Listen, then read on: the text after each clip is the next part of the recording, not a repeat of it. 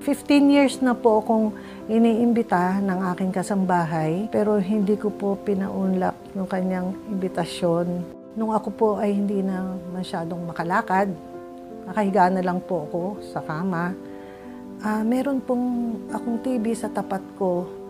Gustong-gusto ko pong manood, pero iniwan po niyang nakabukas yung TV at napanood ko po yung Iglesia ni Cristo.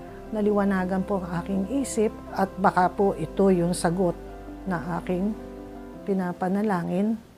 Nung turning point po, nung talagang mag-iglesia na po ako, ay nung unti-unti po akong gumagaling sa aking karamdaman.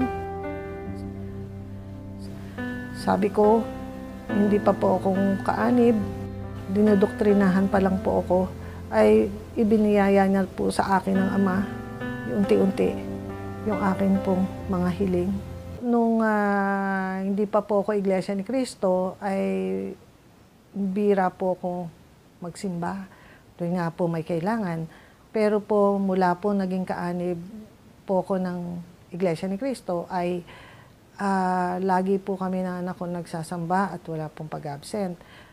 Dahil po, dito po namin nararamdaman ang tunay na pagsamba at pagpupuri sa ating Panginoon Diyos.